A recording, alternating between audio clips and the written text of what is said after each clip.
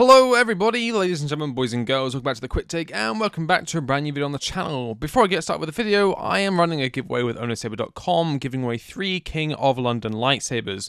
Make sure to check the pinned comment down below to enter.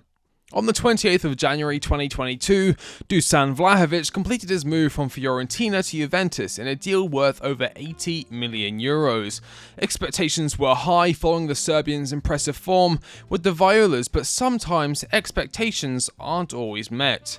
In the 22-23 season, Vlahovic scored just 14 goals in 42 appearances for Juventus, far from what many would describe as flourishing. But is this really his fault? For context, before signing for Juventus, Vlahovic was considered one of the best up-and-coming strikers in world football, scoring 21 goals in 40 matches in the 2021 season and 24 in 36 appearances the season after. The drop-off in form is considerable, and in my opinion, down to his environment and the system in which he plays in. Massimiliano Allegri has enjoyed great success in the coaching sphere, winning multiple league titles and reaching Champions League finals.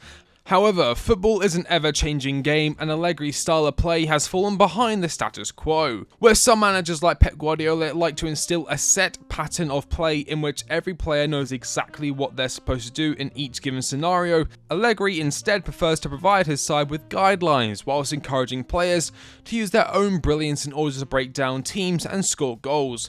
Some managers have used creative freedom to their advantage, however Allegri does seem to be all in this approach.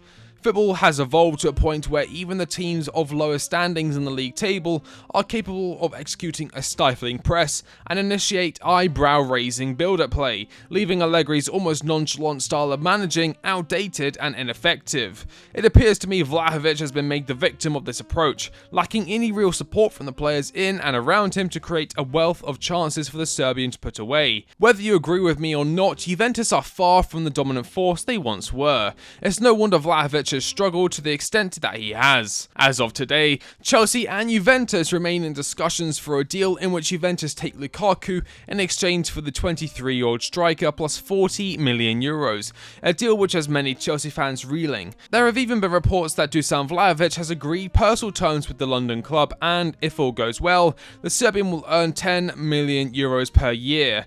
There is a gap in the valuations between the clubs of around 10 million. Personally, I believe if Pochettino were to give the green light, a deal could be finalised for Lukaku plus 35 million euros in order to bring Dusan Vlahovic to Chelsea. The question does remain, however, and that is it worth it?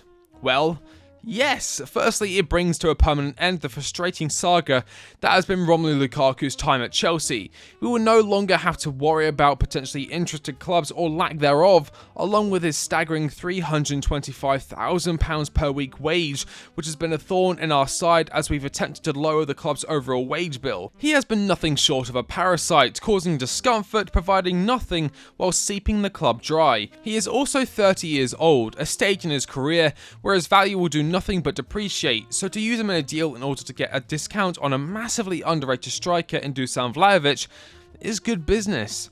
Another reason why it's worth it is down to Chelsea's current striker options. Nicholas Jackson has impressed many during pre-season, so did Christopher Nkunku, but of course Nkunku's injury now leaves him out on the sidelines for up to 4 months, and who's to say Jackson isn't still riding his purple patch from the end of last season and or hasn't provided us with a false hope shining in pre-season, a time when no team is really fully prepared. Armando Broja, although promising, is coming back from a very nasty ACL injury and could very well make a move away from the club if Chelsea and West Ham were to come to an agreement. Burstow, to me, is far from ready to become a backup option for a side looking to compete for a place in the Champions League and or trophies such as the League Cup and the prestigious FA Cup. So, Nkunku's injured, Broja could be sold and Burstow needs to be loaned, leaving us with just Nicholas Jackson as our only real striker option. In short, we need Dusan Vlahovic. He's a different profile to Nicholas Jackson. Both will provide competition for one another, and at the bare minimum, he provides excellent depth. Also, an important point to mention, Dusan Vlahovic is still fairly young, around his early 20s, 23 to be exact. When we signed Romelu Lukaku for 100 million, we were never going to see any of that back. However, At this point in his career, Dusan Vlahovic can do nothing but go up in value, especially working under Mauricio Pochettino, who has done wonders getting the best out of strikers like Harry Kane. When Harry Kane came into the Tottenham fold, he was roughly around the same age as Dusan Vlahovic is now, meaning there is no reason as to why Pochettino will be unable to get the best out of Vlahovic and skyrocket his overall value. I believe Dusan Vlahovic will do very, very well in the Premier League. I believe he is ready, and I believe his time at Juventus has provided people with a false image of who he truly is. An outstanding striker. Well, that's about it. Let me know in the comment section down below what your thoughts are on Dusan Vlahovic.